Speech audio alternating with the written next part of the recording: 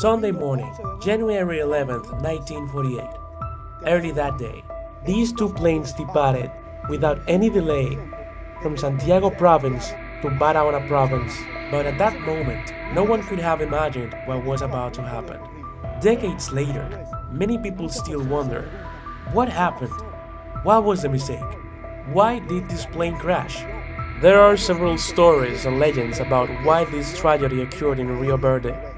One of them suggests that the dictator Rafael Leonidas Trujillo had something to do with it. And here, right in front of me, is the famous Rio Verde. Right here, the plane went down, and right here, 77 years ago, the bodies of the 32 people on board of this plane from the airline. At that time, the owner and CEO of the airline was none other than the dictator Rafael Leonidas Trujillo. It was a normal day, but something terrible was about to happen. In the late hours of the afternoon on January 11th, 1948, when a plane from the now extinct Dominicana de Aviación airline, traveling from the province of Barahona to Santiago, never reached its destination. But why? What happened to this plane? It was Friday, January 9, when a newspaper in Santiago announced that the semi-professional baseball team, Santiago BBC, would be flying to Barahona for a game. All Santiago fans wanted to witness these two matches, as these two teams, Estrellas del Sur and Santiago BBC, were rivals, much like Licey and Águilas are today. In this video, I will venture into these mountainous regions of Rio Verde, right where the plane crashed, and I want you to join me on this journey.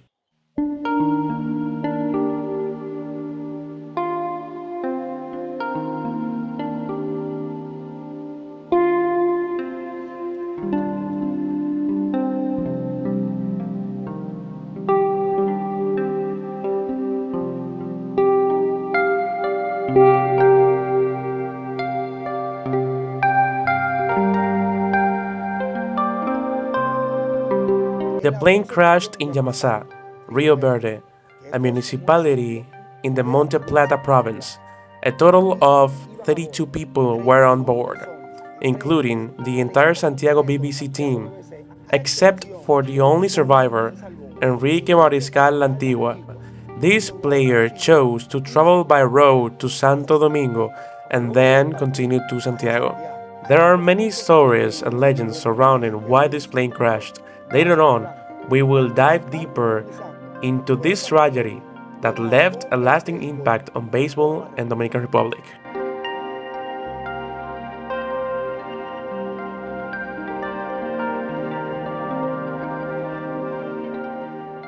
Here, behind my back, you can see where this journey begins. We are heading towards the mountains of Rio Verde, where, unfortunately, this plane crashed. We have a long walk ahead. As you can see, we are at this point, and Rio Verde is over there. So there's still a long way to go. It's almost raining, so let's keep moving.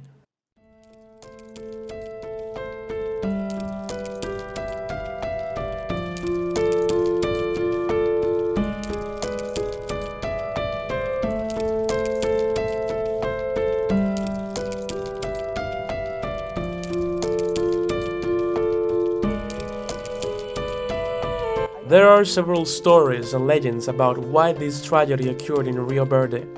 One of them suggests that the dictator Rafael Leonidas Trujillo had something to do with it, as most of the Santiago BBC players were opponents of the regime. However, this rumor was debunked because this airline belonged to the dictator, and logically, he wouldn't risk destroying one of his own planes when he had already shown that he could eliminate any opposition on the ground. Besides, this would have created distrust among customers who wanted to use his commercial airline services. A second story is that the pilot Ramon Maria was drunk, had consumed alcohol, and therefore lost control of the plane. Look where we are. We have to cross this river you see here. A final story is that after departing from Barahona, due to bad weather, both planes had to change their route to land in Santo Domingo. However, the plane carrying the players decided to take the Santo Domingo-Santiago route, and just as they were flying over the mountains of Rio Verde, the tragedy occurred. Now, I got wet, This is the route that leads right to the place where the plane crashed. This man preferred to take off his sneakers instead of getting them wet like I did. Why not get them wet like I did? I don't like the bad smell. They would smell bad afterwards. Exactly. How do I get? Am I on the right path to the crash site? Yes, just follow that path uphill. That path directly. How long do I have to walk? About 30 minutes. Just 30 minutes, no more than more that. Or less, yes. On Sunday, January 11th, 1948, two planes departed without any issues from Santiago to Barahona province. Both arrived without incident. On one of the planes, the entire Santiago BBC team was traveling, along with the team's officials and some companions. On the second plane, fans who had purchased their airline tickets were traveling to attend the game. But at that moment, no one imagined what was about to happen. It's important to understand that back then, traveling from one province to another wasn't as easy as today. What we now know as highways that takes us anywhere in the country were in 1948 practically mountains and remote areas. For this reason, they chose to travel by plane. Additionally, dictator Rafael Leonidas Trujillo had offered this trip to the Santiago team. At that time, the team had the best baseball players in the country, and for Trujillo, this was excellent publicity for his airline, which was still growing. The first game of the two they were scheduled to play that day was a great match, as we say in Dominican Republic. It went to extra innings. In the end, Estrellas del Sur team won with a score of 6-4 against Santiago BBC.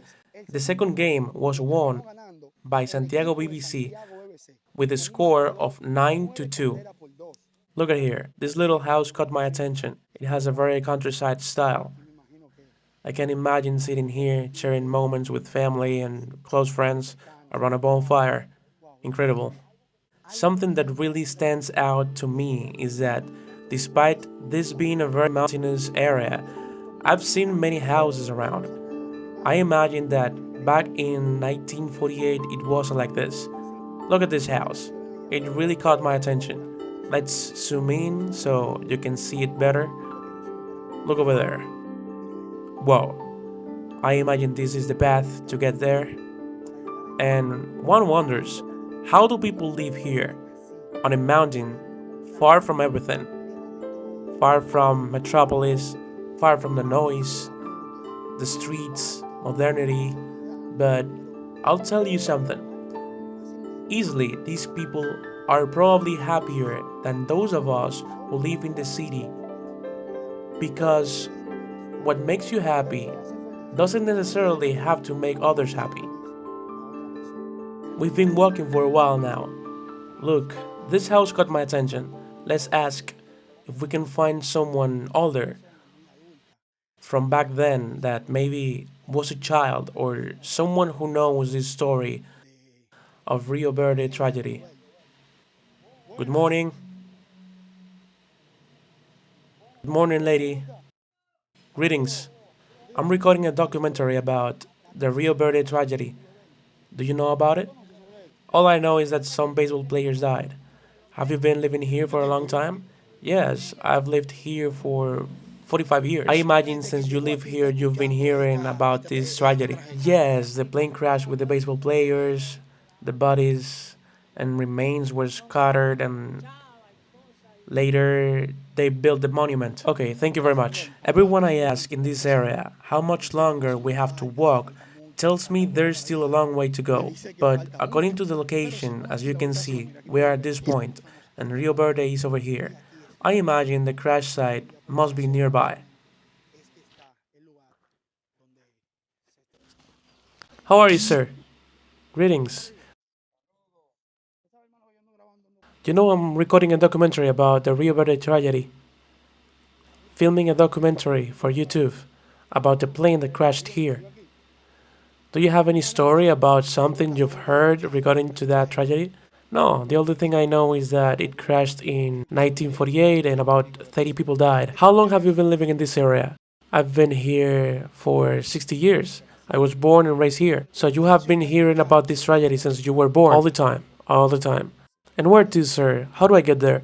Keep going straight. There's a church over there. Right there, you turn down, and when you reach the river, go up. Thanks, brother. Back in those days, these baseball players had a lot of talent. I just mentioned that the cream of Dominican baseball was on that Santiago team, but it was nearly impossible for these players to even have the chance to play in the major leagues. Most of these baseball players played baseball. Remember, this was a semi-professional amateur baseball league in Dominican Republic. Most of them worked in agriculture, others had regular jobs, and after work, they would put on their spikes and go play the sport they were passionate about, baseball. I think we're finally arriving at the place. We've been walking for over an hour, and no matter how deep we go into these mountains, we keep seeing houses and people living in the most remote parts of Rio Verde. This is a place that practically doesn't even exist on Google Maps. There's no road. Everything around here is mountains. No vehicle, no matter if four-wheel drive, can continue through this area. You have to go on foot or on a motorcycle, and even then, it would be quite difficult. Good afternoon. Greetings. Is anyone here? I'm navigating through the map because, according to my prior research, this is the area, and something tells me it's around here. And here, in front of me, the famous Rio Verde. This is exactly where the plane crashed. I imagine that the place where tribute is paid to these baseball players and the other victims of this tragic air accident is a bit further, since the plane crashed right into the river. But at that moment, it was difficult for authorities and rescue unit to transport all the bodies to the capital city. Right here, a bit further up, is where they buried all the baseball players. Later, years afterwards, around 1954, the bodies were exhumed and transferred to the municipal cemetery of Santiago.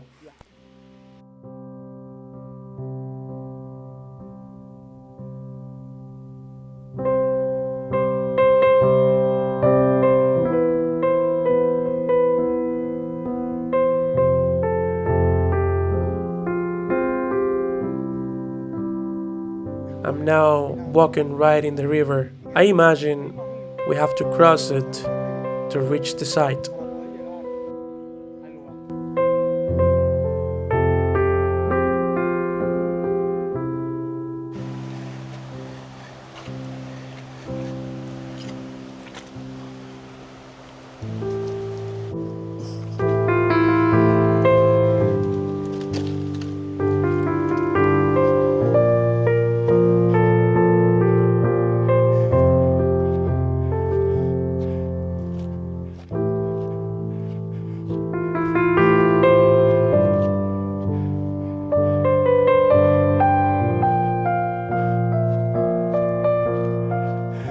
And right here, but 77 years ago, they buried the bodies of the 32 people who were on board of this Dominican aviation airline plane, whose owner was the dictator of that time, Rafael Leonidas Trujillo. They departed from Barahona, heading to Santiago de los Caballeros, and unfortunately, here is where their bodies were laid to rest.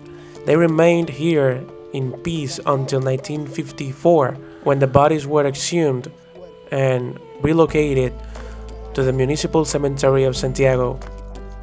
But even today, many people wonder what happened, what was the mistake, why did this plane crash? According to a book published by Cookie Cordova, a sport historian who had a close relationship with the only survivor of this tragic accident, Enrique el Mariscal La Antigua, revealed in a book that this accident was a result of a human error by the aircraft pilot Ramon Maria Hernandez Ramirez. The pilot decided to land at Santiago de los Caballeros Airport, which at that time had difficulties for landing because the airport's antenna had been struck. the day before by a low-flying AT-6 plane piloted by the second lieutenant Leo Reyes Cutat. Then, the pilot decided to turn toward Ciudad Trujillo to land at the country's first airport at the time, General Andrews, disobeying instructions from the capital's airport, which originally ordered him to land in Ciudad Trujillo from Barahona and not head towards Santiago's airport. The pilot, unfamiliar with the mountainous terrain of the route he chose for his return, believed the aircraft was near Ciudad Trujillo and descended too much, colliding with the light reaches of the area where the aircraft crashed.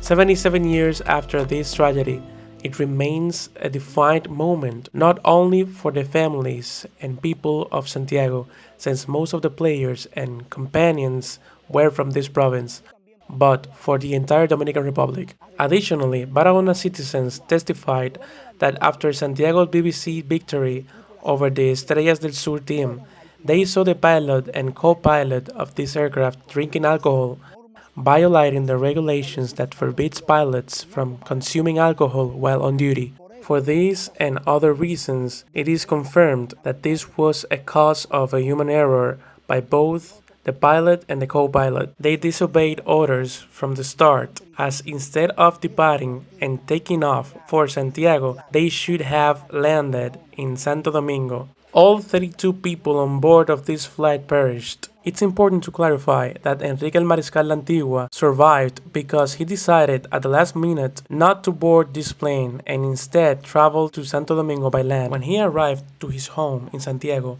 he found a crowd of people shocked to see him alive, since rumors had already spread that all members of Santiago BBC had perished in this tragedy. The Río Verde flight left an indelible mark on the victims' families and the history of aviation, a reminder that despite technological advances, the risk in the skies is always present. Something that catches my attention, which I cannot overlook, is how the state, decades later, has not taken care of this place, where these baseball players and their companions were given a Christian burial, at the very least a mural with their names or something in better conditions. I believe history cannot be erased, and it must be preserved so that future generations can learn about it. There should even be a tour guide to bring people to this site, as there are in Uruguay and Argentina, where guides take visitors to the site of the Andes tragedy. The Dominican Republic should not be the exception. And from this beautiful view in front of me, I say goodbye to this video. I hope you liked it, but more importantly, I hope you learned something. Subscribe to the channel, like this video, and leave your opinion in the comments. On the screen I'll leave my Instagram @ChuloWayTV. Follow me over there to stay updated on all the content we are recording. See you in the next video.